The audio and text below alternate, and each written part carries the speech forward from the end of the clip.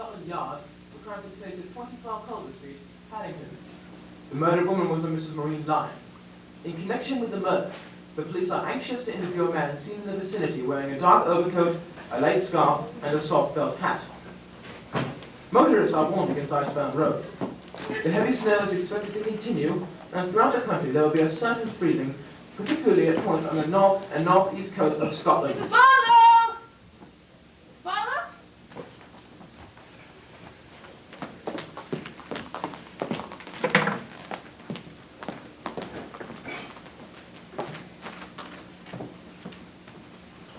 It's cold.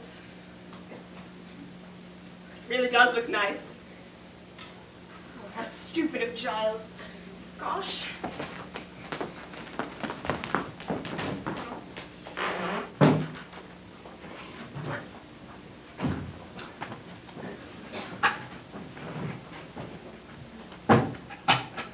Molly? Molly! Molly, where are you? Doing all the work you grew. Oh, there you are. Shall I stoke the yaga? Done. Your nose is cold. Oh, well, I've just come in. Did you get the chicken netting? Oh, it wasn't the right kind. I went on to another dump, but they didn't have the right kind either. Practically the whole day wasted. Oh, my God, I'm half frozen. Car was skidding like anything. It's really coming down thick. What do you bet we're not snowed up tomorrow? Oh, I do hope not. If only the pipes don't freeze. We'll have to keep the central heating well stoked up. Good. I wish they said we took long. Well at first. Piston brushes are so important. Nobody's arrived yet, I suppose. Oh, no, thank goodness. But Mrs. Barlow's hooked it early. Afraid of the weather, I suppose. Oh, what a nuisance these daily women are. That leaves everything on your shoulders. And yours. This is a partnership. So long as you don't ask me to cook. No, that's my department. Anyway, we've got lots of tins in case we are snowed up. Giles, do you think it'll be all right? Got cold feet, have you?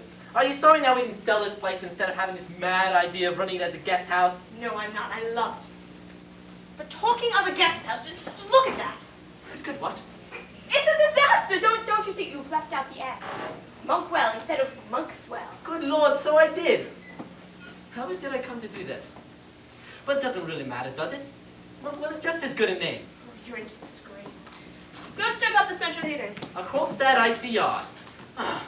Shall I bank it up for the night now? You don't do that until 10 or 11 o'clock at night. How appalling. Just hurry up. Someone might get here any minute now. You've got all the rooms worked out? Yes.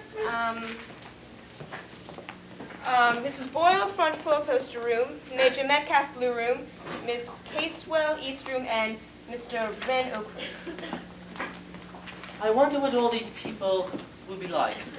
Aren't we to have gotten rent in advance? I don't think so. Or rather mugs at this game. Well, they bring luggage. If they don't pay, we keep their luggage. It's quite simple. Now, I can't help thinking we ought to have taken a correspondence course in hotel keeping. We're sure to get had in some way. The luggage might just be bricks wrapped up in newspaper, and where should we begin? We all wrote from very good addresses. That's what servants with forged references do. There might even be criminals hiding out from the police. Well, I don't care what they are, as long as they pay us 7 guineas every week. You're such a wonderful woman of business, Molly.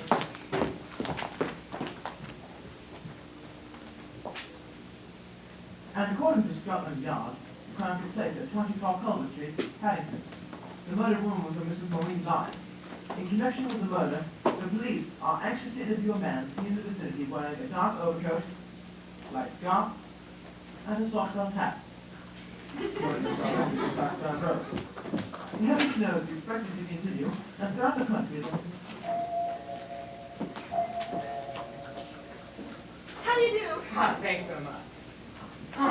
Weather is simply awful. I can't give up the gate with the heavy ride. No sporting instinct, I suppose. Hey, Mrs. Ralston, how delightful. Glad to meet you. My name's Wren. How do you do, Mr. Hunt? You know, you're not at all as I pictured you. I've been thinking of you as some kind of retired general's widow, Indian Army. Thought you'd be terrifically grim and memsahirish that this whole place would be simply crammed with Benares brass. Instead, it's heavenly, quite heavenly. Lovely proportions. Ah, that's fake, but this table's genuine. I'm simply going to love here. Have any wax flowers or birds of paradise? I'm afraid not. What a pity.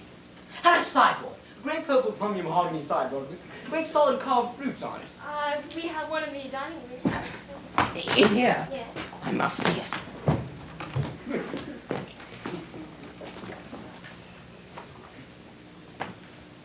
Oh, do come and warm yourself. Ah, absolutely perfect. Little bedrock respectability. But why do away with the center mahogany table? Little tables just spoil the effect. Oh, well, we thought that our guests would prefer them.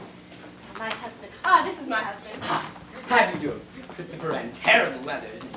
Takes one back to Dickens and Scrooge and that irritating Tiny Tim so about this. Of course, Mrs. Ralston, you're absolutely right about the little tables. I was being carried away by my feelings of period. If you had a mahogany dining table, you'd have to have the right family around it.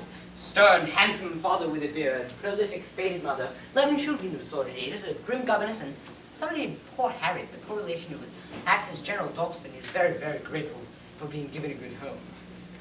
I'll take your suitcase upstairs for you. Oak room, did you say? Yes. I do hope it's got a fork with Littleton's roses. It hasn't. No, I don't suppose your husband's going to like me. How long have you been married? Are you very much in love? We've been married just a year. Perhaps you'd like to go up and see your room now, Mr. Wren. No, but I do so like knowing all about people. I mean, I think people are so madly interesting, don't you? Well, yes, I suppose that some are and some are not. No, I don't agree. I think they're all interesting because nobody really knows what anyone else is like or what anyone else is even really thinking, for that matter. For instance, you don't know what I'm thinking right now, do you? Not in the least, no. Mint. Ah, no, thank you. You see, the only people who really know what other people are like are artists. And they don't know why they know it. But if they're portrait painters, then it comes out on the hand. Oh, you're a painter. No, I'm an architect. My parents, you know, baptized me Christopher, and they hope that I will become an architect. Christopher Wren, as good as that way home. Of course, everyone laughs about it and makes jokes about St. Paul's, but who knows, I may yet have the last laugh. Chris Wren's prefab nests may yet go down in history. I do think I'm going to like you. I find your wife most sympathetic. Indeed. And very, very beautiful. It's good. There, isn't that like an English woman? Compliments always embarrass them. European women take compliments as a matter of course, but English women have all the feminine spirit crushed out of them by their husbands. There's something very boorish about English. Ah, perhaps you'd like to come up and see your room now. Shall I? Then, yeah. Why don't you stoke up the hot water boiler?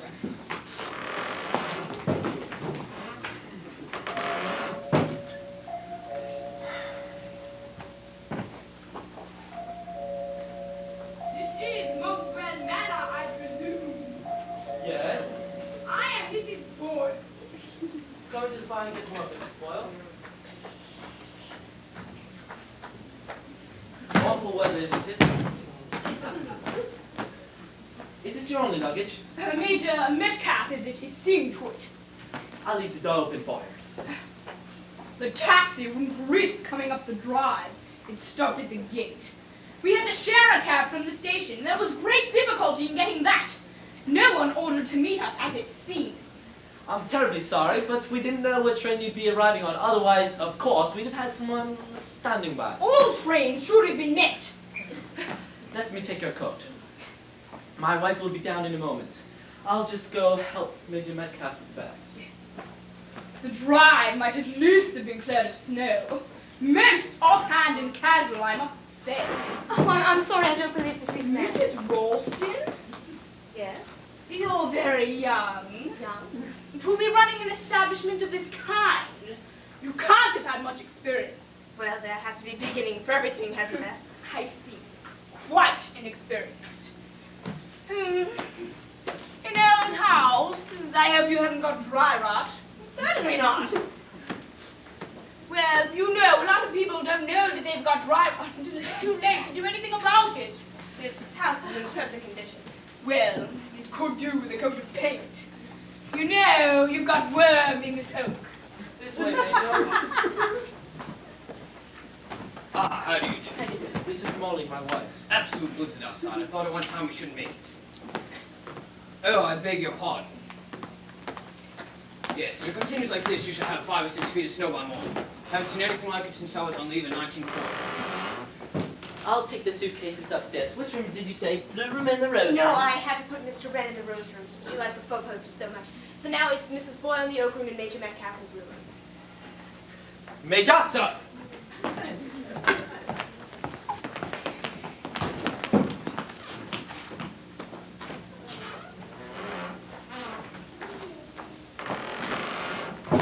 Do you have difficulty here? Well, we have quite a good local woman who comes up to And the what village. indoor staff? No one knows staff, just us. Indeed. I understood this was a guest house in full running order.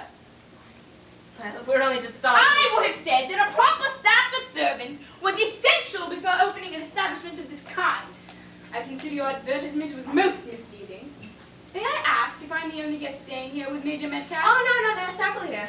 Well, this weather too. A blizzard. No less all very unfortunate. Well, we couldn't very well foresee the weather now. No, please don't blow, and it will bring snow. And what would wrong with that thing? I don't know, Mr. Ron, don't you? Also tragic and macabre. That's why children like May I introduce Mr. Wren, Mrs. Boyle? How do you do? This is a very beautiful glass, don't you think so? I have come to the time of life when the amenities of an establishment were more important than its appearance. If I had not believed this was a full-running concern, I should never have come here. I understand it was fully equipped with every home comfort. If you are not satisfied, there's no obligation for you to remain here, Mrs. Boyle. I should not think of doing so. We could ring up for the taxi to return. The roads are not yet blocked. We've had so many applications for rooms, we should be able to fill your place quite easily. In either case, we shall be raising our terms next month. Well, I am certainly not going to leave before I've tried out what the place is like. You needn't think you can turn me out now. Perhaps you will show me into my room, Mrs. Ralston? Certainly, just this way. Darling, you're wonderful. That's a perfectly horrible woman. I don't like her at all. I'd love to see her turn around in the snow. Serve her right. It's a pleasure I've got to forgo, I'm afraid.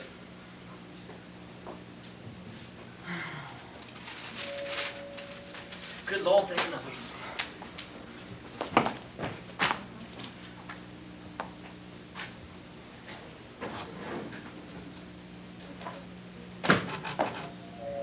Afraid my car's bogged about half a mile down the road, ran into a drift. Let me take this. Thank you. My wife will be down in a moment. Christopher Wren. Leslie Casewell. Oh, glad to see you've got a good fire. Got to get myself thawed out. Weather conditions says heavy falls expected, motorists warned, etc. Hope you've got plenty of provisions in. Oh yes, my wife's an excellent manager. And anyway, we could always eat our hands.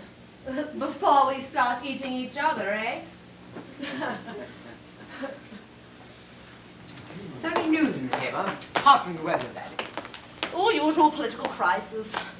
Oh yes, and rather juicy murder. A murder? Oh, I like murder.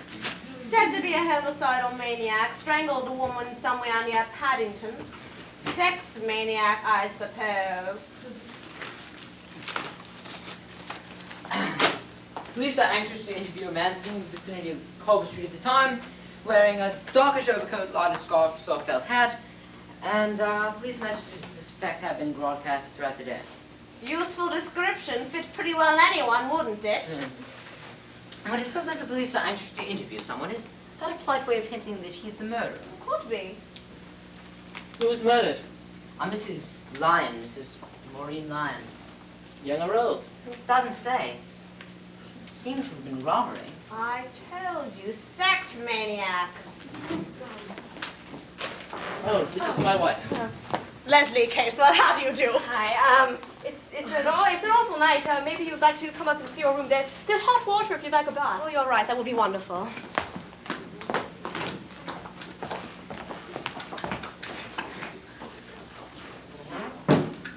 Little Jack Horner sat in the corner eating his Christmas pie. He stuck his thumb and pulled out a plum and said, "What good boy am I?" I must get back out to the kitchen and get on with things. I don't think that Major Metcalf will be much of a bother. He seems very nice, but it's Mrs. Boyle who really frightens you. Well, we must have a nice dinner. I was thinking of opening up 2 tins of minced beef and cereals and opening the peas and mashing some potatoes and there's stewed figs and custard. Does that sound all right? I suppose.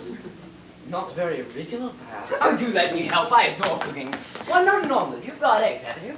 Yes, we've got lots of eggs. We keep lots of fowl, but they don't lay as well as they should. But yes, we put up a lot of eggs. Oh, yes.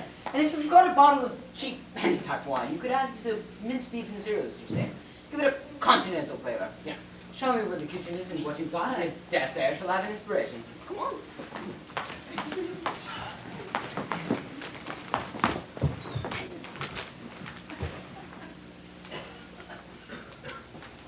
Isn't he sweet? He's put on apron, he's getting all the things together. He says, don't come back for half an hour, leave it all to him. Well, I guess we'll have to do the cooking. It'll make our jobs a lot easier. Why on earth did you give him the best room? I told you, he liked the four poster. He liked pretty full of toaster. Twerp! Giles? Got no use for that kind. You didn't carry a suitcase, I did. And it got bricks in it. It was no weight at all. If you asked me, there was nothing in it. Probably the type of young man that goes about bilking hotel keepers. Oh, I don't believe that. I like him.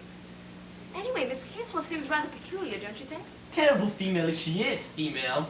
It just seems rather hard that all of our guests should be either unpleasant or odd. But I do think the Major Man is very nice. No, I was just feeling rather depressed. But at least we know the worst now. They're all here.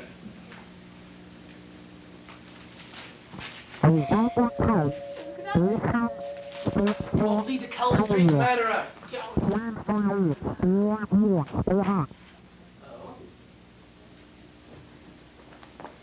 Thousand pardons. Where am I? This is Monkwell Manor Guest House. What stupendous good fortune. Madame. What's an answer to prayer? A guest house. And a charming hostess. Rolls Royce glass has run to a snow. Blinding snow everywhere. I do not know where I am. Perhaps I think to myself, I shall feast. And then I take a look back. I stagger through the snow. I see before me big iron gates. A habitation I have saved. Twice I sleep in the snow as I fall up your drive.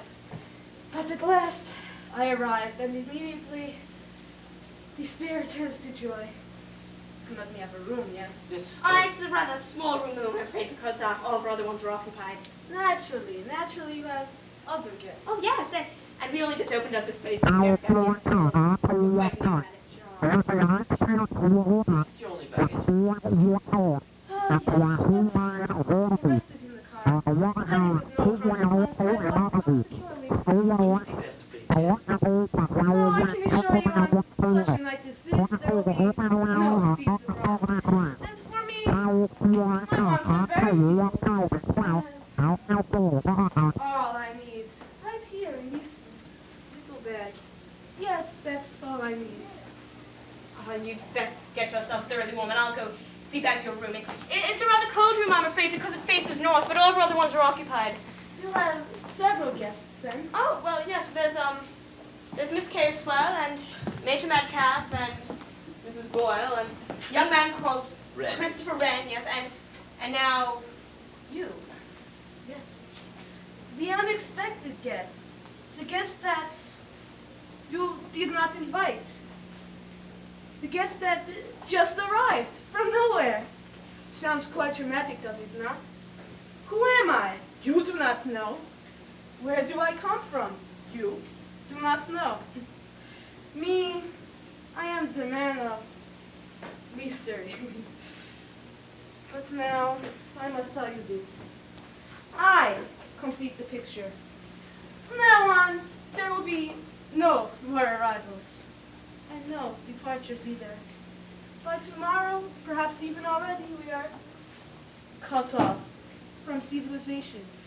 No butcher, no baker, no milkman, no daily papers, nobody, and nothing but ourselves. That is admirable. Admirable. And it could not suit me better. My name, by the way, is Hardichy. Oh, ours is Ralston. Mr. and Mrs. Rustin. And this, you said, was Monkswell Manor Guest House. Monkswell Manor Guest House. Good. Perfect.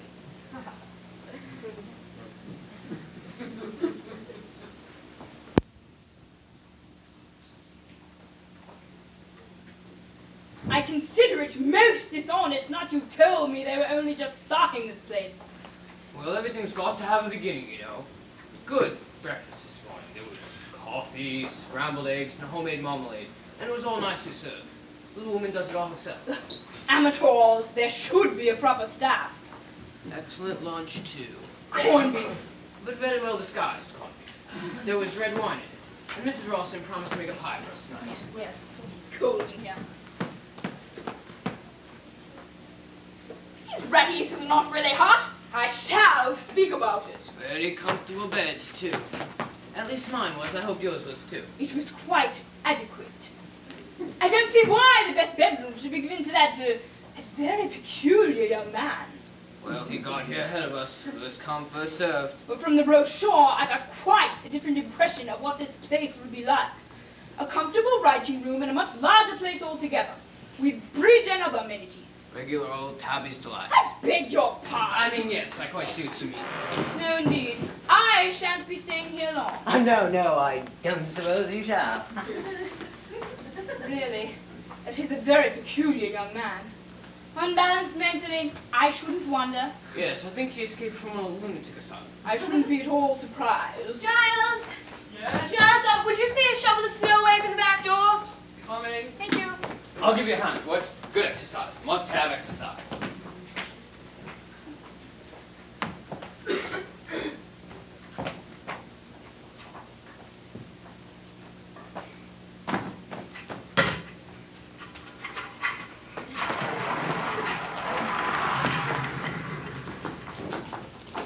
I'm sorry. Really, what an incredible young woman. Doesn't she know anything about housework? Carrying a carpet sweeper through the front hall. And aren't there any back stairs? Oh, yes, nice back stairs. Very convenient if there was a fire. Then why not use them? Anyway, all the housework should have been done before lunch. I gather our hostess had to cook the lunch. Well, all very haphazard and amateurish.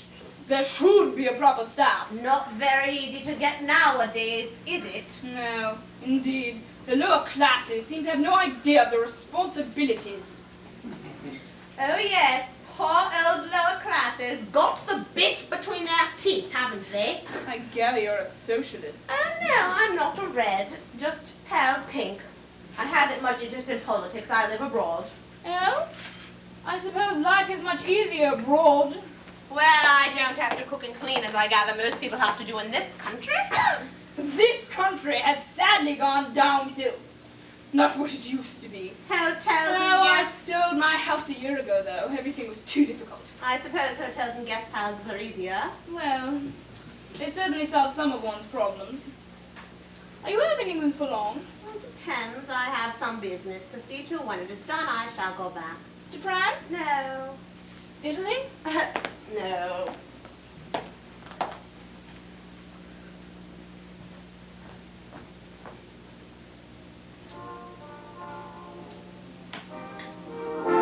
Would you mind not having that harp quite so loud? I always find the radio rather distracting when we're trying to write letters. Do you? Don't quite want to listen just now. My favorite music does a writing table in I there. know. It's much warmer here. Much warmer, I agree.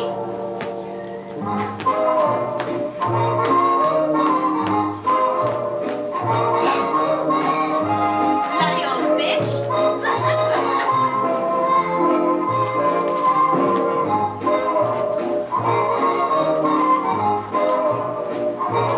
Oh, hello. Whenever I go, that room seems to hunt me down. Then she glares at me, different glares. You turn it down a bit. That all right? Yes, it's perfect. It served its purpose. What purpose? Tactics, boy. Oh, you mean her? Yes, her. She pinched the best chair. I've got it now. You drove her out. Glad.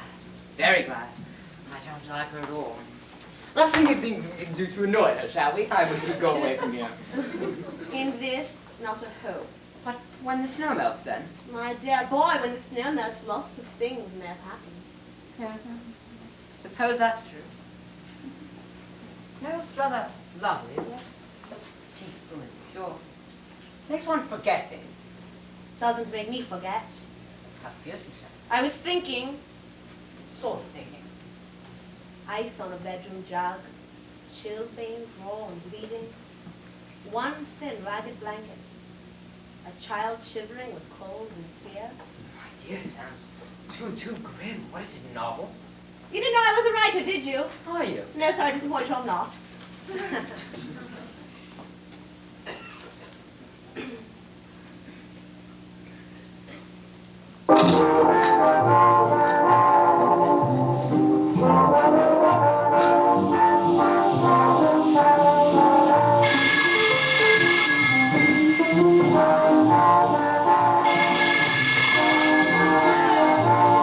Yes, Mousetrap Man guest house. No, I'm sorry, Mr. Ralston can't come to the phone right now. This is Mrs. Ralston. Yes? Oh, the Berkshire Police? Yes, Superintendent Hoffman. No, I'm afraid that's absolutely impossible. He'd never get here. We're snowed up. We are completely snowed up. The roads are absolutely impassable. All right, I'll tell him. Hello? Hello? Molly, do you know where there's another spade? Charles? The police have just drawn on. Trouble with the police? Serving liquor without a license? They said that they were going to send over an inspector or a sergeant or something. No, not even a jeep could get through in this. I tried to tell him that, but he seemed quite confident that he would. What's it all about? I tried to ask him. He wouldn't tell me. He just said that I was supposed to tell my husband that he was supposed to listen to everything that Sergeant Trotter, I think it was, had to say, and to follow his instructions implicitly. Isn't this extraordinary? What on earth do you think we've done? You don't think it was those nylons from Gibraltar, do you? I did remember to get the license for the wireless, didn't I? Yes, it's in the kitchen dresser. I had rather close shave with the car the other day, but it was entirely the other fellow's fault. We must have done something. We've probably overlooked some rule or regulation pertaining to this place. Probably something of some ministry or other. I wish we never even opened up this place. We're going to be snowed up for days, and everyone is cross. We're going to go completely through our entire supply of tins. What else? Cheer up, darling. Everything's going all right at the moment. I've filled the coal scuttles. I've done the hens. I'll go do the boiler next. You know, Molly, come to think of it, it must be something pretty serious to send them checking out and all this. It must be something really urgent. There you are, Mr. Ralston. Do you know that the central heating in the library is practically stone cold? Terribly sorry, Miss Boyle, but we're a bit short of I am paying 7 guineas a week here. At 7 guineas, and I do not want to freeze. I'll go stoke it up. Mrs. Ralston, if you don't mind my saying so, that is a very peculiar young man you have staying here. Well, his manners, and his ties, and really, does he ever brush his hair? He's an extremely brilliant young architect. I beg your pardon. Christopher Wren is an architect. My dear young woman, I have naturally heard of Sir Christopher Wren. Of course, he was an architect. He built St. Paul's. You young people seem to think that no one is educated but yourself. I mean, this Wren. His name is Christopher. His parents baptized him that because they hoped that he would become an architect. He is. Or nearly one, so it all turned out all right. Sounds a fishy story to me. I should make some inquiries about him if I were you. And how much do you know of him?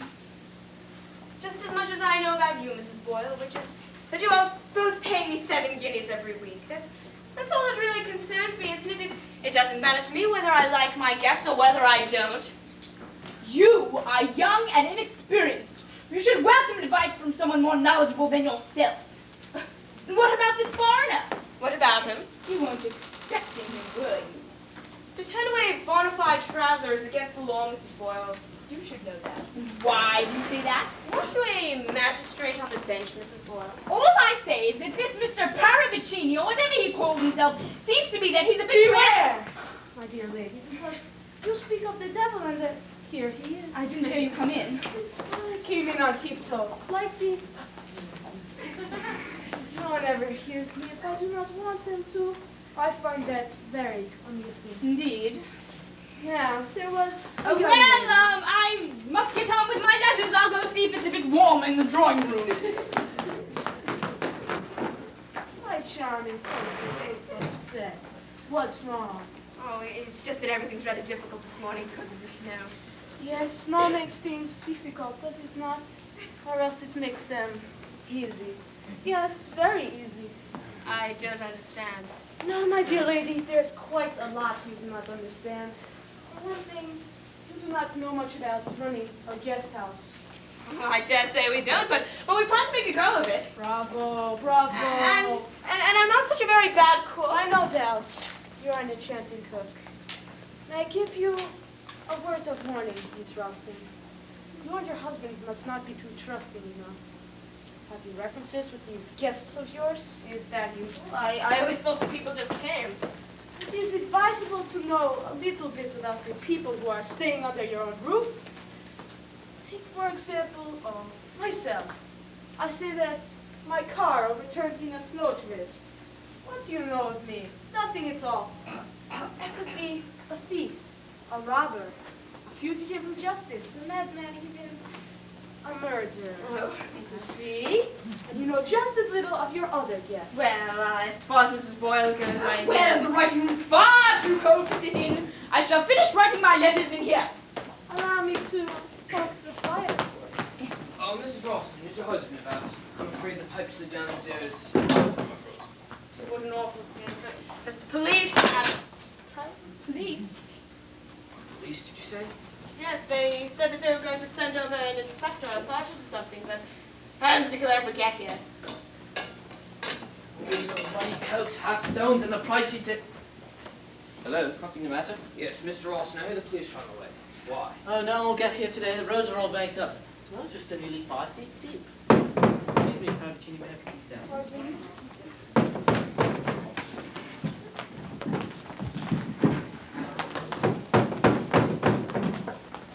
Are you Mr. Ralston? Yes? Thank you, sir. Take the Sergeant Truck at Berkshire Police. Can I get these keys off and stow them somewhere? Come around the front, I'll meet you there. Thank you, sir. Well, I suppose that's what we pay our police for nowadays. To go around enjoying themselves at winter sports. Why did you call for the police? I didn't. Who's that man? Where did he come from? He passed the drawing room window on skis. All over snow and looking terribly hardy. You may believe it or not, but that man was a policeman. A policeman skiing. This is Sergeant Trotter. Good afternoon. Can't be a sergeant, you're too young. I'm not quite as young as I look, madam. But terribly hardy. I'll take those keys and stow them under the stairs for you. All right. Mrs. Ralston, may I use your telephone? Certainly, Major. He's very attractive, isn't he? I always think that policemen are very attractive. Well, he's got no brains, you can see that at a glance. Mrs. Ralston, this telephone is dead. It's quite dead. Well, it was all right about half an hour ago. Well, the line's gone with the weight of the snow, I suppose. So we're cut off now. Quite cut off. That's funny, isn't it? I don't see anything to laugh at. No, indeed. It's a private joke of my own. This sleuth is returning. Now we can get to business, Mr. Ralston. Mrs. Ralston. If you'd like to speak to us in private, we could go in the library. Well, that won't be necessary. It'll save time if everybody's present. I might sit at this table right here. I beg of your pardon. Thank you. Do hurry up and tell us. What have we done? Done? Oh, it's nothing of that kind, Mrs. Ralston. It's something quite different. It's more a matter of police protection, if you understand me. Police protection? It relates to the death of Mrs. Lyne.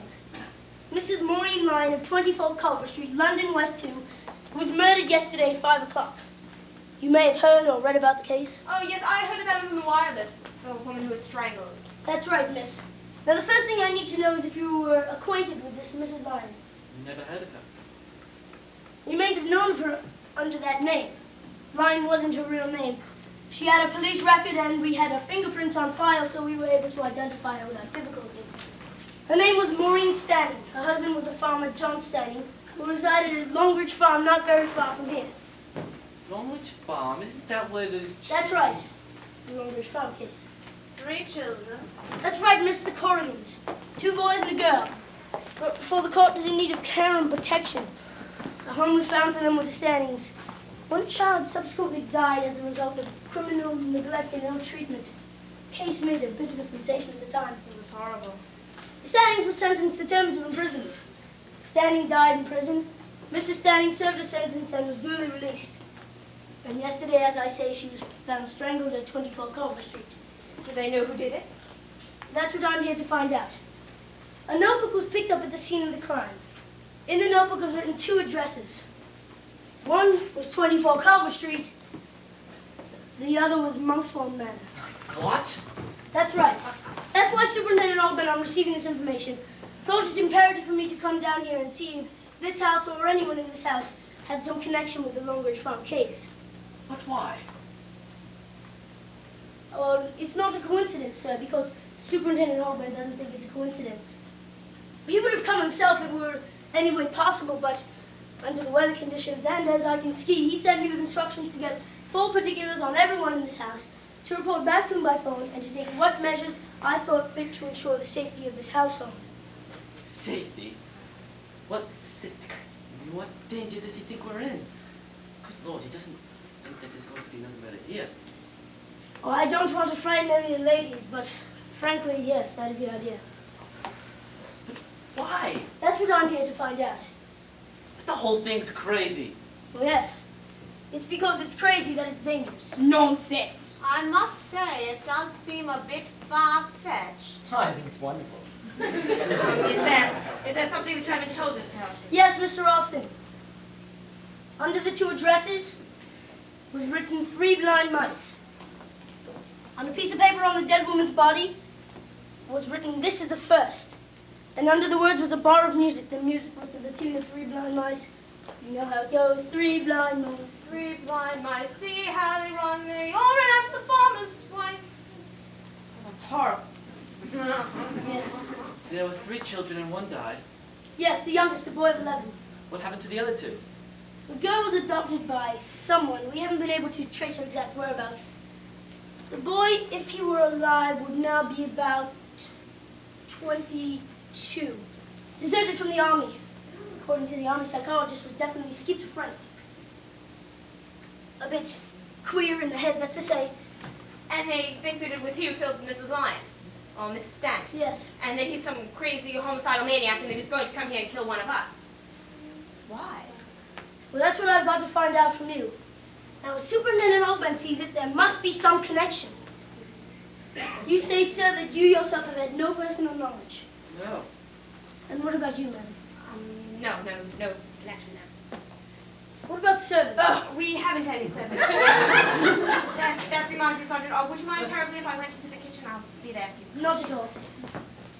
Okay, can I have all your names, please? Oh, this is quite ridiculous.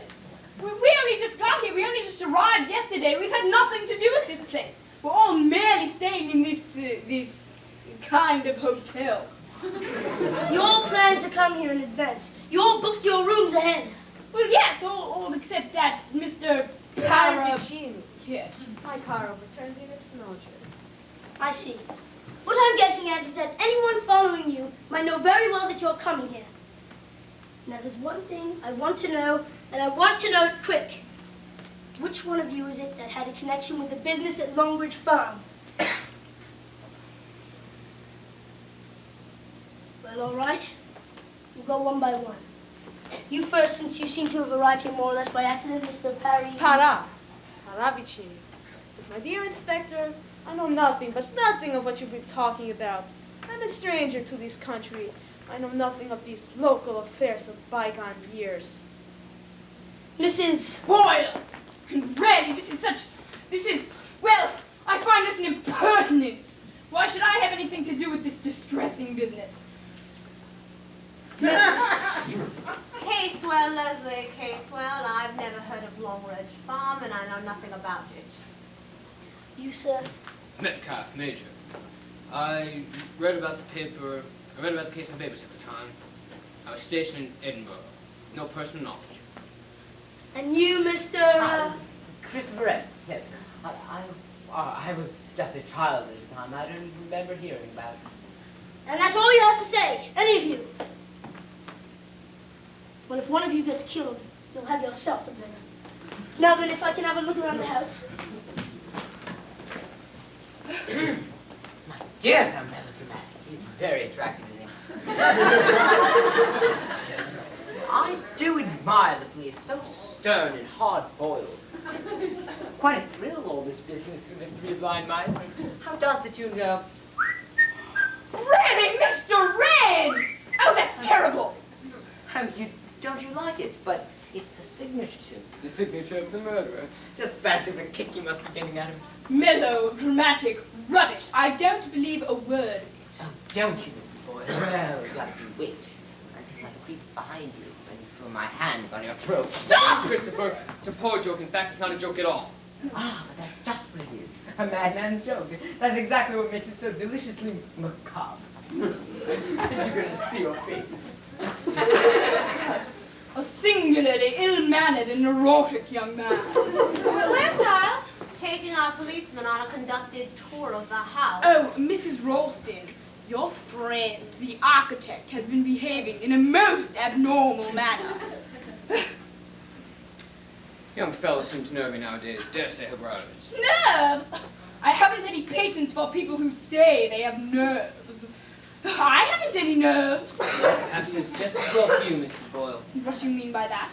Calm down, Mrs. Boyle. Weren't you a magistrate on the bench at the time?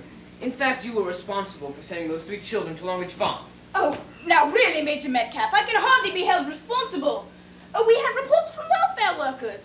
The people there seemed very nice and were most anxious to receive the children. It seemed most satisfactory. Eggs and fresh milk and a healthy out-of-doors life. Kicks, blows, starvations, and a thoroughly vicious couple? Well, how was I to know? They were very civilly spoken. Yes, I was right. It was you. One tries to do a public duty, and all that comes back is abuse. You must excuse me, but I enjoy myself dearly. What should I still doing public service and I never did like that man. Where did he come from last Don't night? know. Looks a bit of a spib to me. You know, he makes his face up, rouge and powder. Disgusting. You know, he must be quite old, too. Yes, and though he skips about as though he was quite young. You'll be wanting more wood, I'll get it. Well, it's nearly dark. It's only 4 o'clock in the afternoon. Just turn off the lights a bit. Now where did I leave my pen?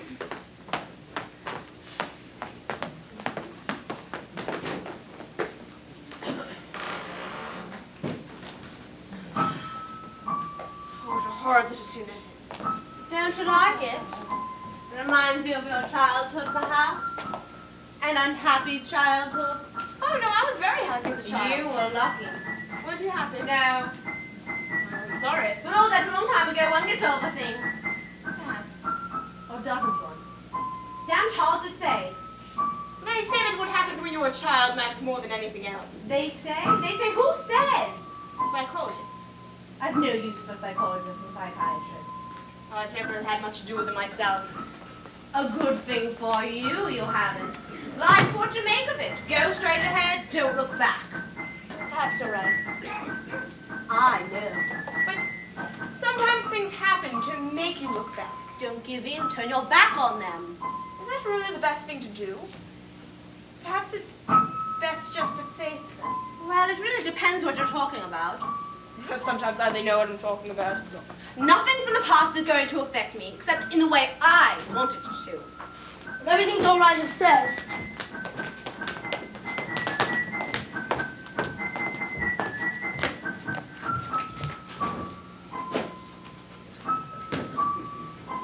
What's in here, drawing room? Yes?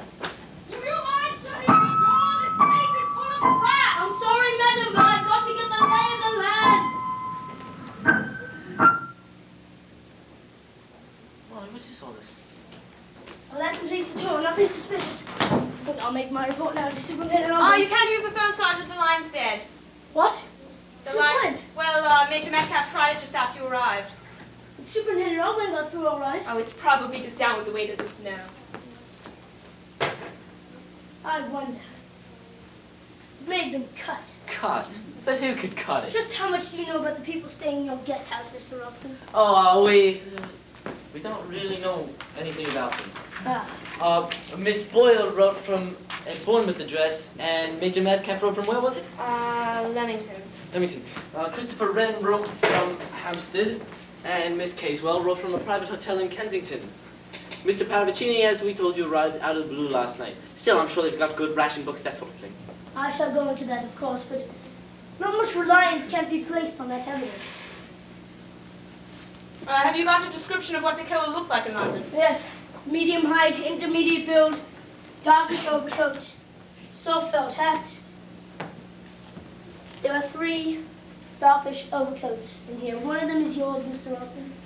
There are 3 soft felt hats. I should believe this.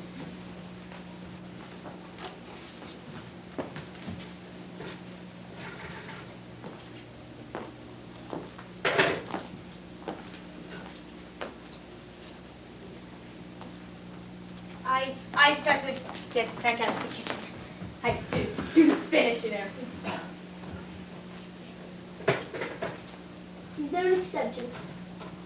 Excuse me, did you say something? Yes, I said, is there an extension? Yes, in the bedroom upstairs. Would you go up there and try it for me, please? Sure.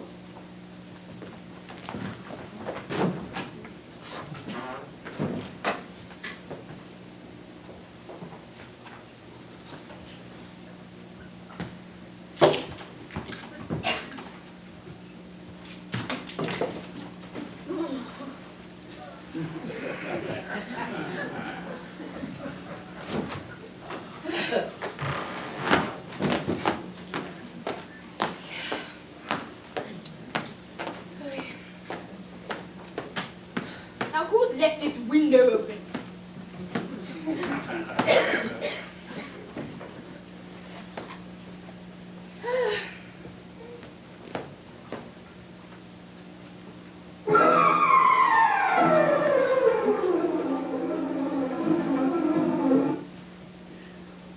To understand what I may term as the mechanics of fear, you have to study the precise effect produced on the human mind. Imagine, for instance, that you are alone in a room. It is late in the afternoon. A door opens softly behind you. Oh, it's you. Can't find a program with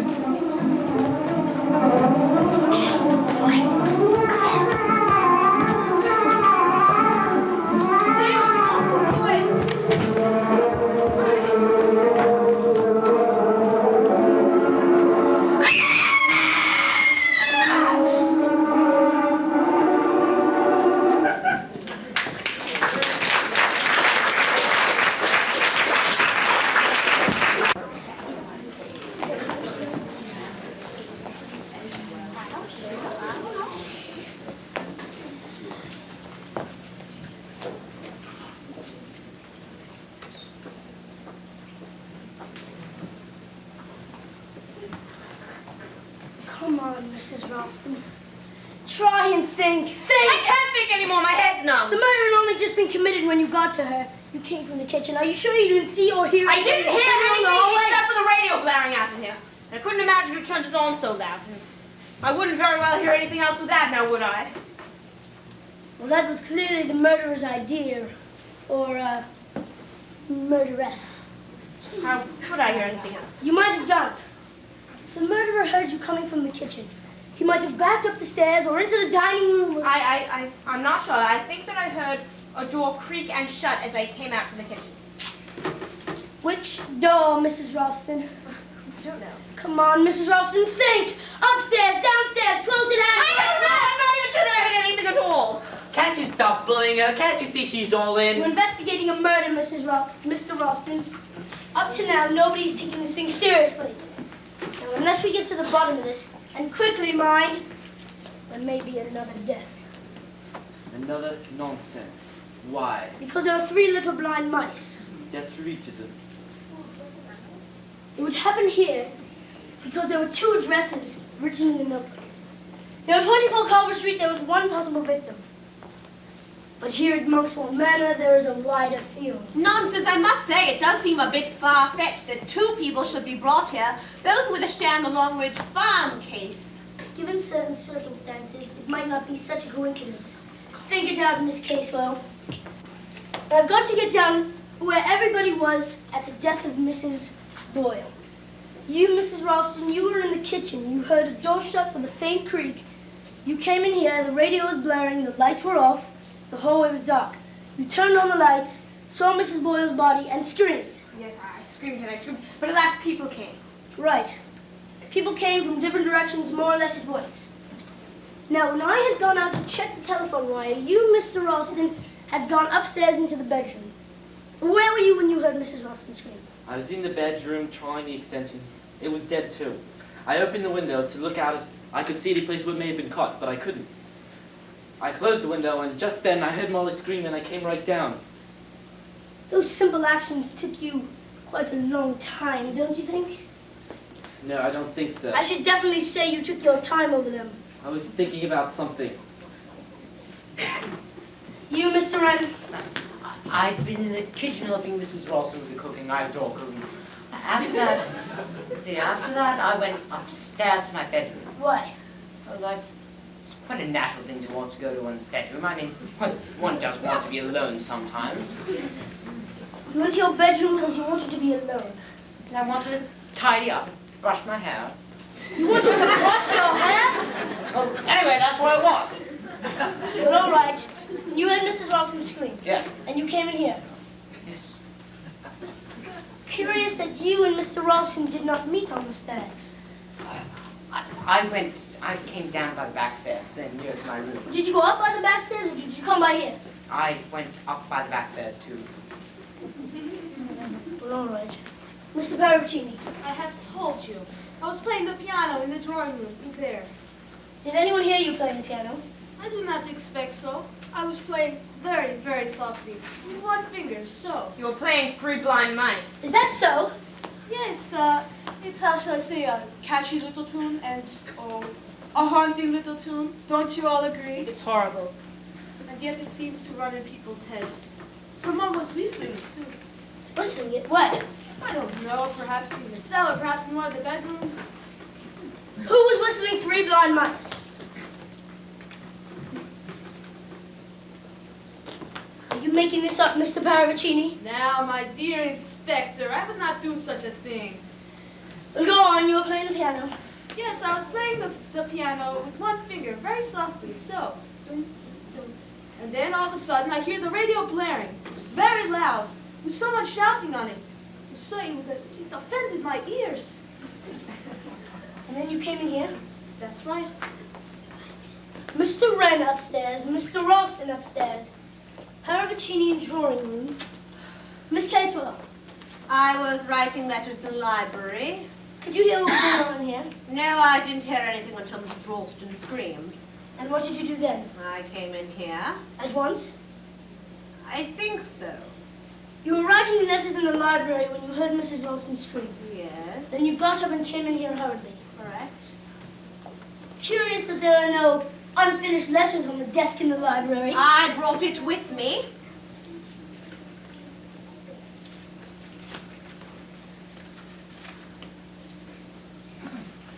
Dearest Jessie. Friend or relation? That's none of your damn business! Perhaps not. You know, Miss Casewell, if I heard someone screaming blue murder in the next room, I don't think I'd take my time to fold the letter, put it in an envelope, put it in my purse, and then come to see what was the matter. You wouldn't. How interesting. Major Metcalf, you say you were in the cellar? Why? Yeah, I was just looking around. I looked into the cupboard place under the stairs, and I found Junkins' book. I opened the cupboard door and went down to the cellar. Nice little spot. Glad that you like them. Not at all. Crypt of an old monastery, I should say. That's what this place is called, Mousetrap. We're not engaged in antiquarian research, Major Metcalf. We're investigating a murder. Mrs. Ralston has told us that she heard a door shut with a faint creak. This particular door shuts with a creak. It's possible, you know, that after killing Mrs. Boyle, the murderer heard Mrs. Ralston coming from the kitchen, and he backed out the hallway into the cellar. A lot of things could be. There would be fingerprints on the inside of the cupboard. My fingerprints are there, right? But wouldn't the criminal wear gloves? Yes, but all criminals do slip up sooner or later. I wonder what you mean by that, my dear Sergeant. So don't be wasting time. It seems to me that there's one person here. Mr. Ralston, I'm in charge of this investigation. Oh, very Mr. well. Ralston! Thank you. Now we've got to establish opportunity, as well as motive. And let me tell you this, you've all had equal opportunity. There are two staircases in this house. Anyone can go up by one and down by the other, or up and down the same one. But the vital fact is that you were all alone when the murder was committed. You speak as though we were all under suspicion. That's absurd. In a murder trial, everyone is under suspicion. But you know pretty well who committed the murders. The eldest of the Longridge farm children. Slightly mentally abnormal young man of about 23 years of age. Seems to me only one person fits the bill. Not true. Not true. You're against me. You've always been against me. Going to frame me for murder. Well, it's persecution. That's what it is. It's all right. Tell him it's all right. We don't frame anyone. Tell him you're not going to arrest him. We're not going to arrest you. In order to do that, we need evidence. I haven't got any of that yet. I think you're crazy, Molly, and you too.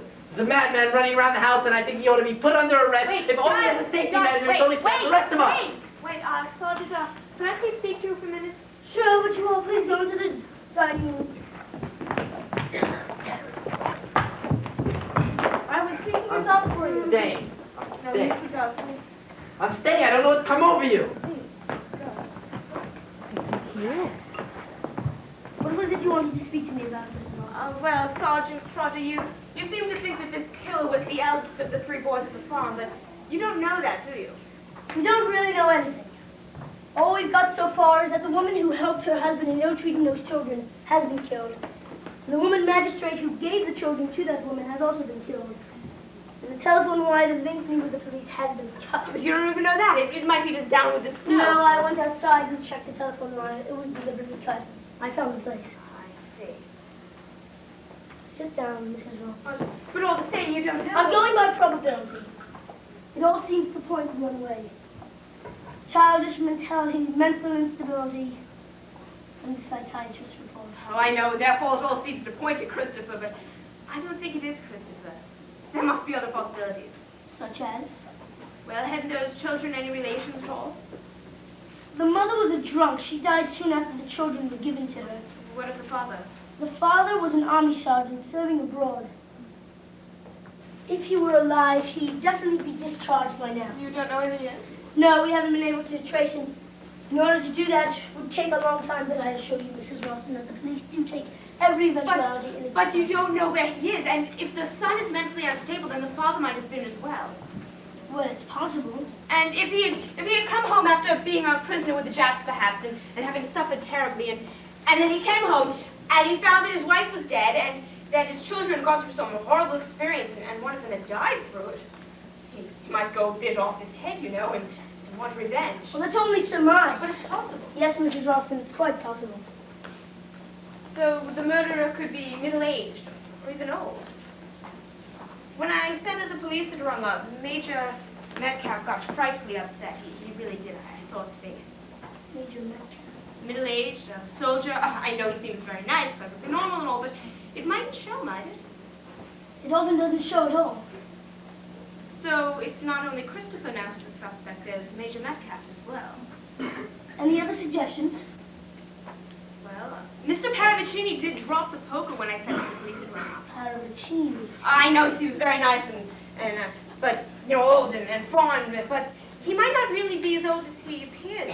He's definitely got makeup on his face. Miss Casewell noticed that too, and he walks around like a much younger man. I know this all sounds very melodramatic and all, but he might be disguised. You're very anxious that it might not be this young Mr. Wren. He just seems so helpless somehow, and so unhappy. Let me tell you this, Mrs. Ralston. I've had all possibilities in mind ever since the beginning.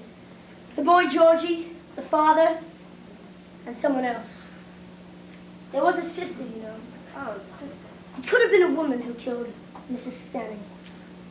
The muffler went up and the felt hat went down. The killer spoke in a whisper. You know it's the voice that gives the sex away, Mrs. Ralston.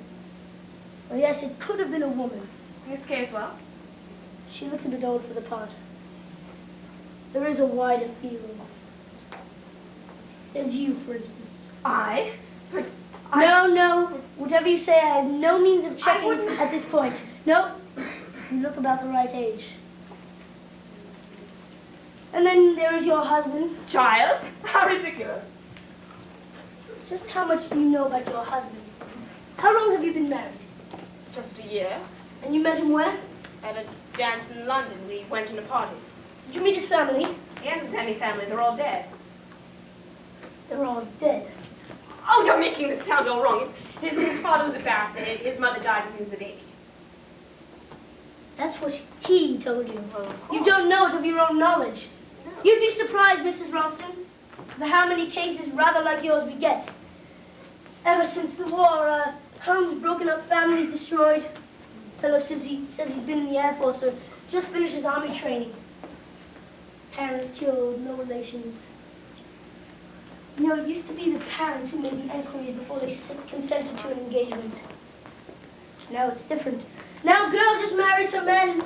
Sometimes she doesn't find out for a year or so that he's some absconding bank clerk or an army deserter or something equally undesirable. Just how long have you known Giles Ralston before you married him? Just 3 weeks.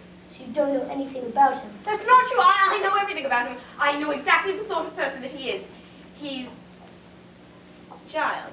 And it's absolutely absurd that you would come in here and you would say that he's some crazy, awful, homicidal maniac. He wasn't even in London yesterday when the murder took place. Where was he, here?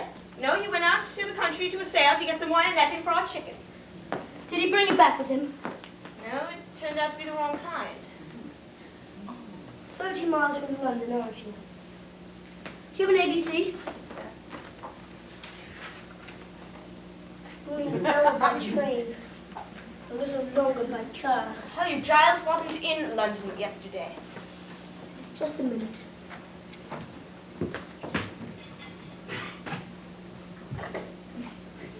Is this your husband's overcoat?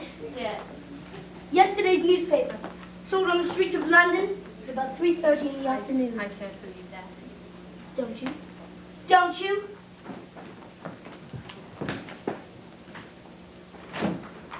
Oh, you startled me. Where is he? Where is he gone? The sergeant. Oh, he went out that way. Got to be somewhere. Where I could hide in the house. Yes, from him. Why? Darling, they're all so frightfully against me. They're going to say I committed these murders. Especially your husband. Don't worry about him. Look, Chris, you've got to stop running away from things all your life. What makes you say that? Well, it's true, isn't it? I suppose so. You've just got to grow up sometime, Chris. I wish I hadn't. Your real name isn't Christopher Wren, is it? Well, no. And you're not really trained to be an architect, are you? No. Then why did you tell me that you were Christopher Wren? I suppose it just amused me at the time. And then school, they used to call me little Christopher Robin. Robin Wren, association of ideas. It was hell being school. What's your real name? We needn't go into that. I ran away whilst doing my army service. It was also beastly. I hid it. Yes, I suppose I'm just like the unknown murderer. I told you I was the one the specification fitted. You see, my mother... Your mother, yes. Well, everything would have been all right if she hadn't died. She could have taken care of me, looked after me. But you can't go on being looked after all your life. Things happen to you, and you've just got to go on as usual. One can't do that. Yes, one can. What do you mean, you have? Yes. What was it? Was it something very bad? It was something I'd never forgotten. Was it to do with Giles? No, it was long before I'd met Giles. He must have been very young. Almost a child. That's what makes it so awful. I've just tried to put it out of my mind. I try never ever to think about it. So in a way, you're running away too. You're running away from things instead of facing them. I guess I am. Considering that I never saw you until yesterday, we seem to know each other quite well. Yes, it's odd. I suppose there's some sort of a sympathy between us. Anyway, so you think I ought to stick it out? Well, frankly, what else can you do? I might pinch the sergeant's skis. I can ski quite well. Oh, well, that would be frightfully stupid. That'd be almost like admitting that you were guilty. The sergeant already thinks I'm guilty. I don't know what the sergeant thinks. But I hate him. Who? Sergeant Trotter. Why? Well, look at that. You see what that is? What is it? It was the London paper. It's yesterday's London paper. It was in Giles' overcoat pocket, but Giles wasn't in London yesterday. Well, he was here all day. He wasn't here all day, though. He went out in the car to get some netting for the chickens. Well, that's all right. Probably he did go to London after. Well, then why should he tell me that he'd been racing all that the countryside? Perhaps with all this news of the murder. He didn't even know about the murder, though. Or did he? Good Lord, Molly, surely you don't think... I mean, the sergeant doesn't think... Oh, I don't know what the sergeant thinks, but he can make you think things about people. You ask yourself questions, and you begin to doubt, and you think that someone who you know quite well might be a stranger. That's what happens in a nightmare, you know? You're somewhere in the middle of friends, and you turn suddenly, and you look at their faces, and they're not your friends anymore. They're just other people pretending. Perhaps you can't trust anyone.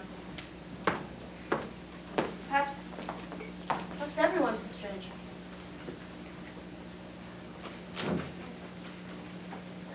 I seem to be interrupting someone. Oh, well, we were just talking. I'll go out to the kitchen and get I'll come along and lend you a hand. No, you won't. Giles. Tete-a-tete aren't very healthy things at the moment. You keep out of the kitchen and keep away from my wife.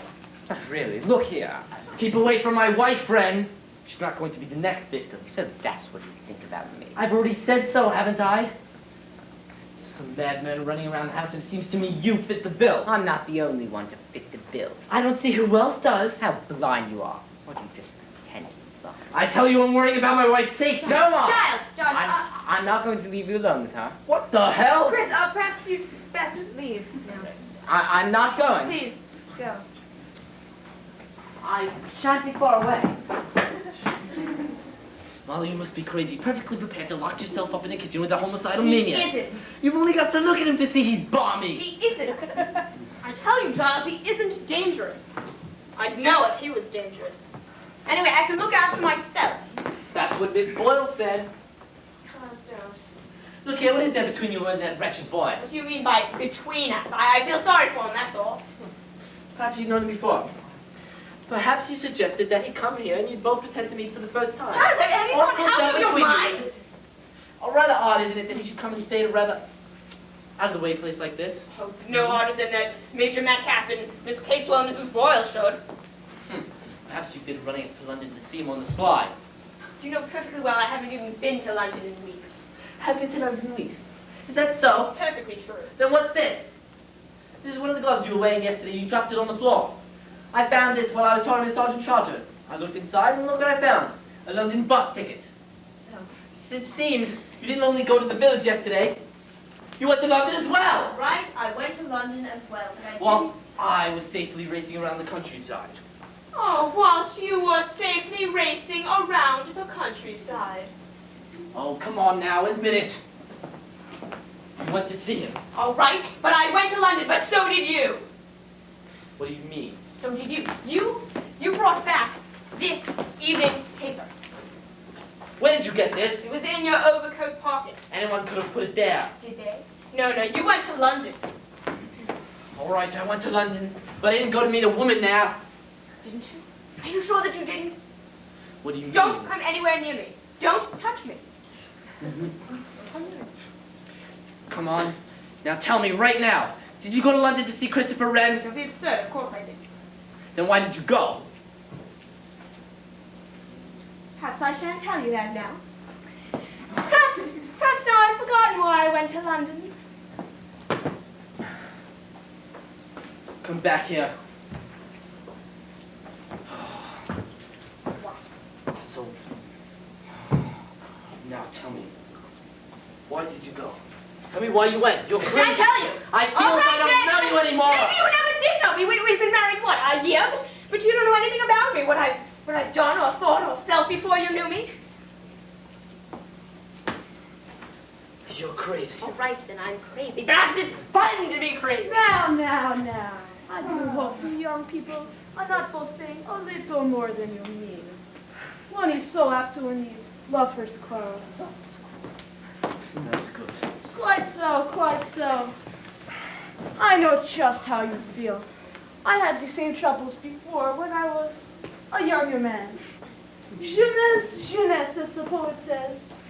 Not been married long, I imagine. It's none of your business, Pavicini. No business at all, no. I just come to say that the sergeant has lost his keys, and I'm afraid he's terribly annoyed. Christopher. What? Wants to know if by any chance you've removed them, Mr. Ralston. No, of course not. Mr. Ralston, Mrs. Ralston, have you removed my skis from back where we put them? Certainly not. Somebody's taken them. What made you happen to look for them? Well, I needed to help reinforcements. I was going to ski back to the police station in Markenhampton and report on the situation. And now you can't. Dear, dear. Someone see to it that you shan't do that. But there could be another reason. Yes, what? Someone may want to get away. What did you mean when you said Christmas? Nothing. So our young architect has hooked it, has he? Very, very interesting. Is that so? Well, thank goodness this weather's gone. Mr. Ryan, have you taken my skis? Your skis, Sergeant? No, I shan't. Well, Mrs. Ralston It's just that Mr. Wren is very fond of skiing, and I thought that he might have taken them to get some exercise. Exercise. Listen, you people, this is a serious matter. Somebody has removed my only means of communication with the outside world. I want everybody in here at once. I think Miss Casewell has gone upstairs. I'll go get her. I left Major Metcalf in the dining room. Major Metcalf. He's not there now. I'll look for him. Good. Oh, what do you mean? This is a question of my skis. Skis? Well, sir. Have either of you two removed a pair of skis from the cupboard near the kitchen? Good Lord, no, why should I? No, I didn't touch him. Well, nevertheless, they are gone. Which way did you go to your room? By the back stairs. So you passed the cupboard.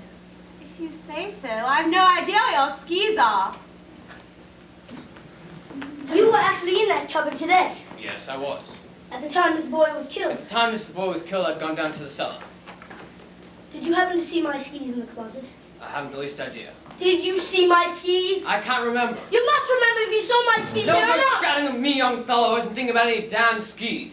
I was interested in the cellars. Architecture of this place is amazing. I went down the stairs, so I can't tell you whether the skis are there or not. You realize that you yourself had an excellent opportunity of taking them. Yes, I grant you that. If I wanted to, that is. The question is, where are they now? Wouldn't be hard if we all set to it. Not a case of hunt the thimble, whacking great things, skis.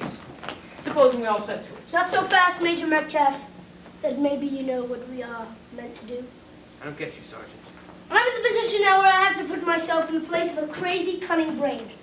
I have to know what the murderer wants us to do and where he's going to be next. I always have to keep one step ahead of him.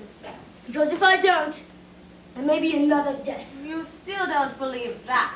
Yes, Miss Casewell, I do. 3 blind mice, 2 mice cancelled out, a third mouse still to be dealt with. A death There are, region. there are 6 of you here listening to me. One of you is a killer. One of you is a killer. Don't know which one, but I shall. Another is the killer's prospective victim. That is the person to whom I am speaking. Mrs. Boyle held out at me. Mrs. Boyle is dead. You, whoever you are holding out to me, well, don't. You're in danger. Nobody who's killed twice is going to hesitate to kill a third time.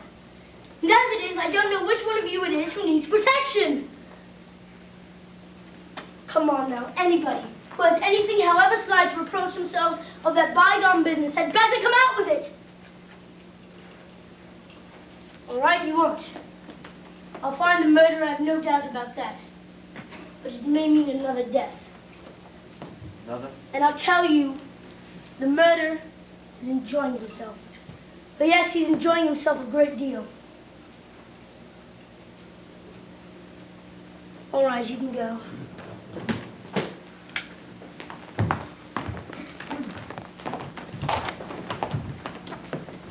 Talking of chicken, dear lady, have you ever tried chicken's liver served on toast that has been thickly smeared with foie gras, with a thin rasher of bacon just tossed with a so fresh mustard? We shall go to the kitchen and see what we can concoct together. A charming occupation. I'm helping my wife Parvicini. Your husband fears for you, quite natural under the circumstances. He doesn't fancy you being alone with me. It is my sadistic tendencies he fears, not my desirable ones. What an inconvenience the husband always is. I'm sure that John doesn't think that you're... He is wise. Take no chances. Can I prove to you, or to him, or to that doggy sergeant of ours that I am not this homicidal maniac? So difficult to prove a negative. But supposing instead I am really... Don't. Oh, Don't. But such a gay little tune, don't you agree? She cut off their tails with the carving knife. Sneak. Delicious. Just what a child would adore. Cruel little things, children. Some of them never grow up. Stop frightening her at once. It's really silly of me, I know, but it's just that I found her and her face was all purple. I just can't forget it. Yes, it's difficult to forget things, you know? And you are not really the forgetting kind, are you? I must go and the pie. The potatoes are all going to pieces, child. What did you say to the lady to upset her? Oh, me? Oh, just a little innocent fun. I've always been fond of a little joke. But there's nice fun in this. Fun that's not so nice. I wonder what you mean by that, Sergeant. I've been doing a little wondering about you. Indeed. Just how your car seemed to overturn so conveniently. Inconveniently, don't you mean, Inspector? That all depends on how you look at it. Just where were you going to when you had your little accident? On my way to a friend's house. In this neighborhood? Not very far from here. What is the name and address of this friend? Now, really, Sergeant, does that really matter now? And has it anything to do with this predicament? Well, the police always like to have the fullest information. What did you say your friend's name was? I didn't. No, you didn't. Seems you're not going to say. Now, that's very interesting. But there could be so many other reasons. In our discretion. These jealous husbands. Rather old to be running around with the ladies at your time of life. I'm not quite as old as you think. That's exactly what I've been thinking. That you're not as old as you try to look. There are many people going around trying to look younger. But when someone goes around trying to look older, it does make one ask oneself why. Having asked so many questions of so many other people, you find time to ask questions of yourself. I find that very interesting. I may get an answer from myself. I don't get many from you. I have one or two questions to ask you. Where were you coming from when you had your accident? That is simple for London. What address in London? I always stay at the Ritz Hotel. Very nice, I'm sure. What's your permanent address? I dislike privacy. Your occupation? I play the markets. Oh, stockbroker. You misunderstood me. This is not just a game, Mr. Parvicini. You're wrapped up in a murder case, and don't you forget it. Very sure of yourself, too. Well, I shouldn't be too sure. This is not just fun and games. Not even this murder is fun and games. Dear me, Sergeant, you're very serious. I've always thought that policemen have no sense of humor. Is the predicament over for the moment? For the moment, yes. Thank you so much. I will go see if someone has heat in your skis in the grand piano.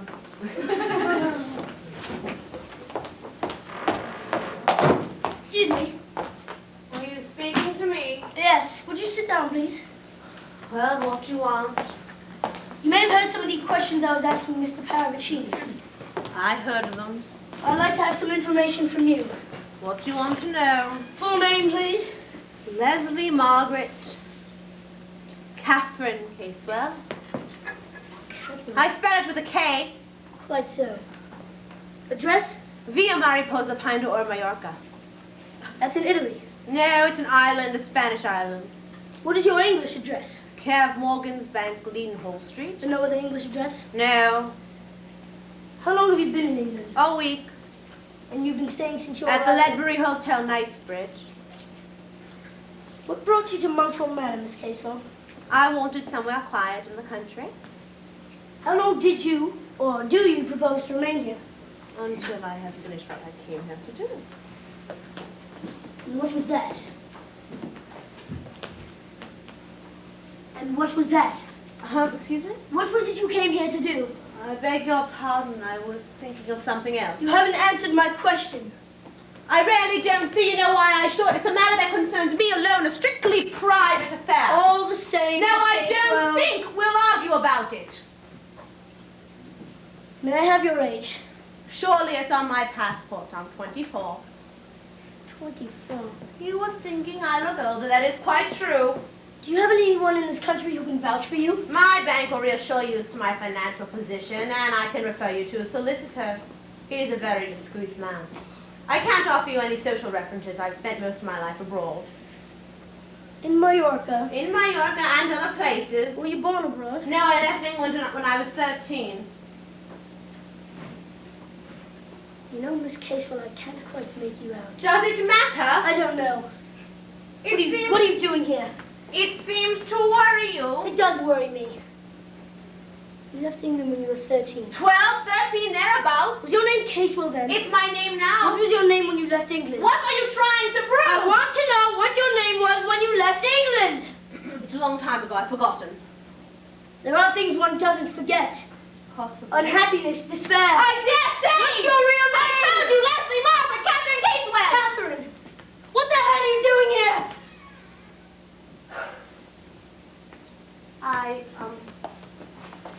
Oh, God, I never should have come here!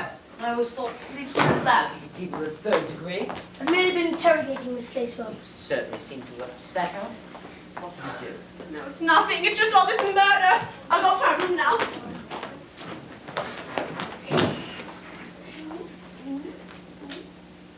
impossible.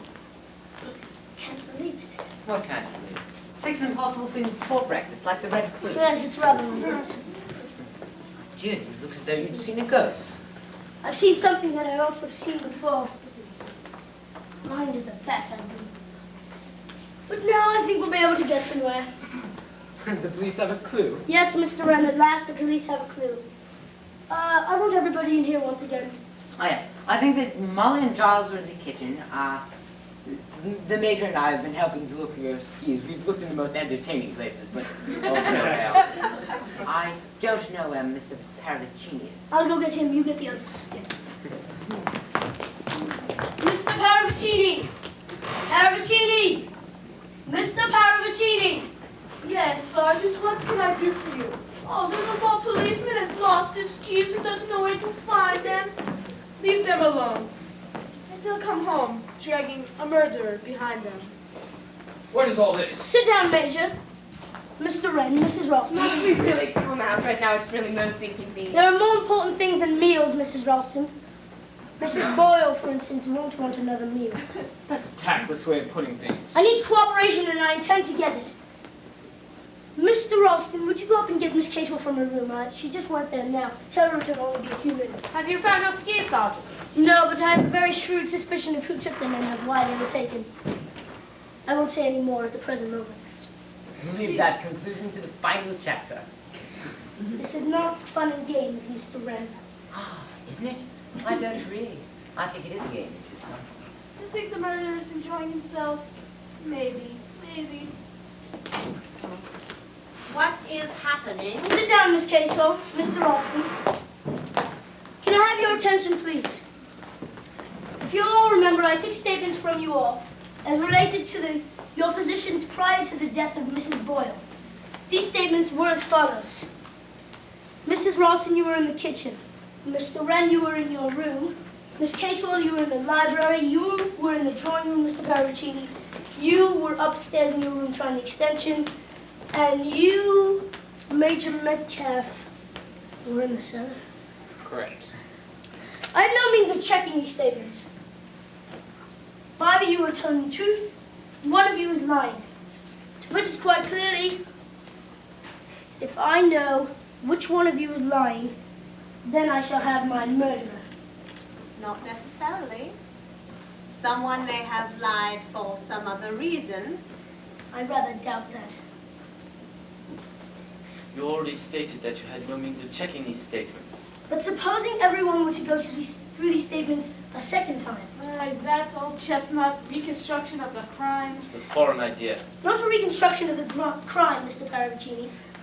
A reconstruction of the movements of apparently innocent persons. What do you expect to learn from that? You will forgive me if I don't make that quite clear at the moment. This is a trap.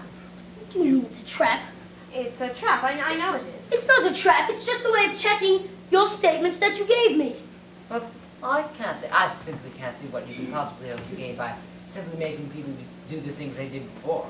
Well, you can just count me out. I'm much to be the I can't count anybody out, Mrs. Ralston.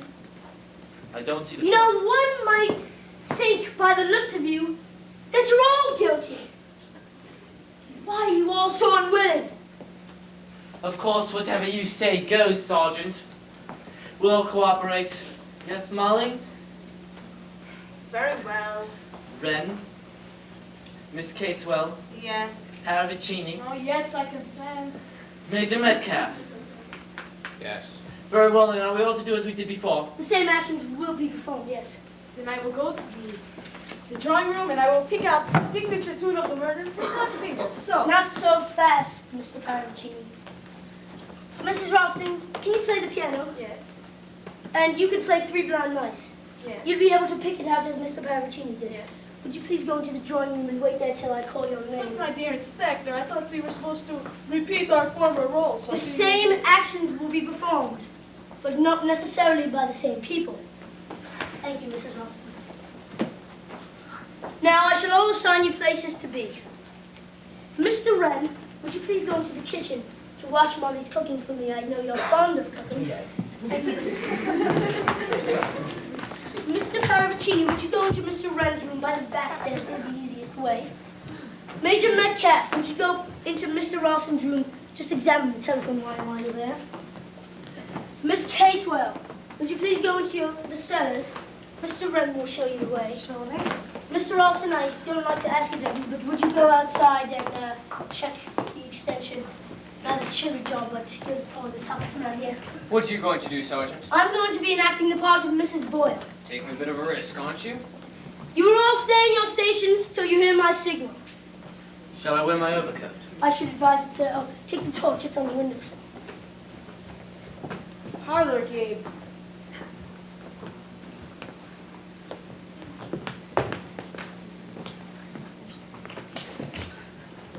Mrs. Ralston, count 20 and then begin to play.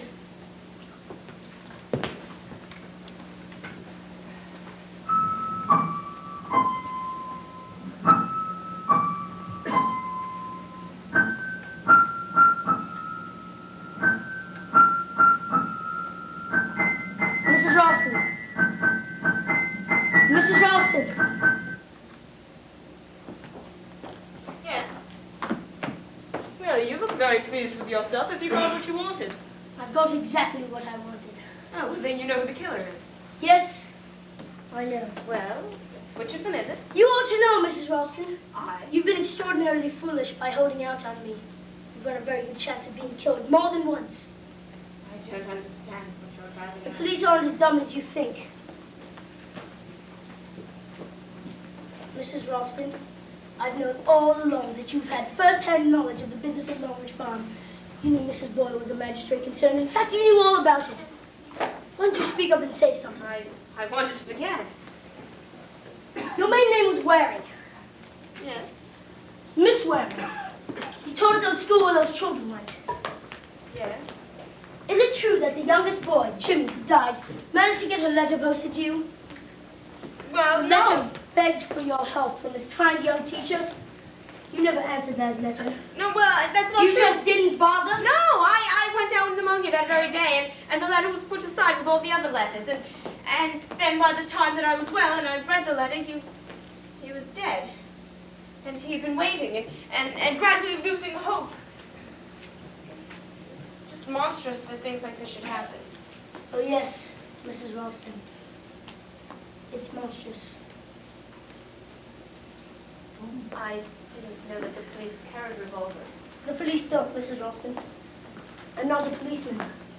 You thought I was because I rang up from a call box and said they were sending Sergeant Trotter over. You know who I am, Mrs. Ralston? I'm Georgie. Jimmy's brother, Georgie. Oh. You better not scream, Mrs. Ralston, because if you do, I shall fire this revolver. I've got to talk to you a little. I said I've got to talk to you a little. Jimmy died. That nasty, cruel woman killed him. They put her in prison, but that wasn't enough. I said I'd kill her when I grow up. And I did, too. In the fog. Oh, it was great fun. I said I'd kill them all when I grow up. I hope Jimmy knows. I said I'd kill them all because grown-ups can do anything they like. I'm going to kill you in a moment. You'd better not. You'll never get away with this, you know. Someone has taken my skis. It doesn't matter. It's all been such fun. Pretending to be a policeman and watching you guys cringe. That revolver will make a lot of noise. It will, rather. Much better to do it the usual way. And take you by the neck.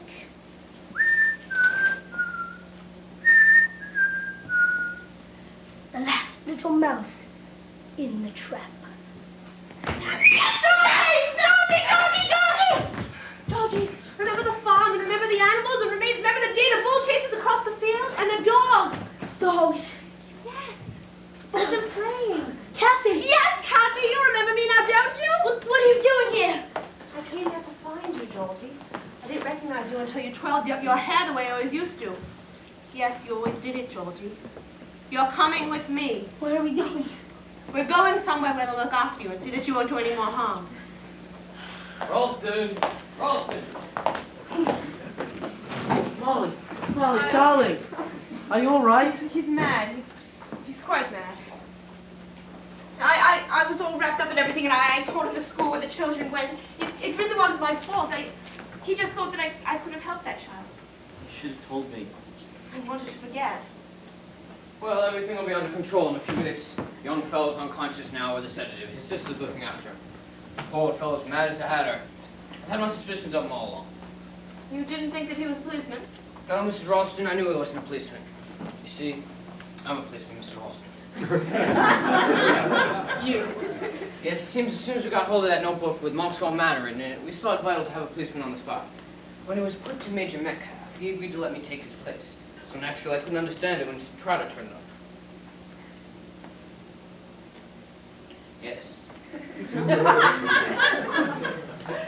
And Caswell's his sister.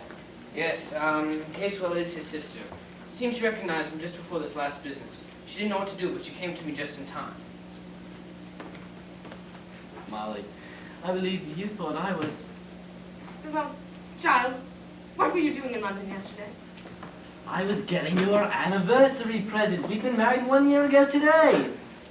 Giles, that's why I went to London. I didn't want you to know.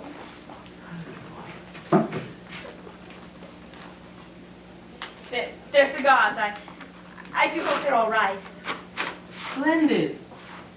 You will smoke them? Oh, yes. Well, where's my present?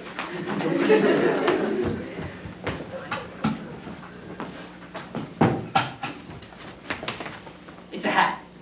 But I hardly ever wear one. Just for best.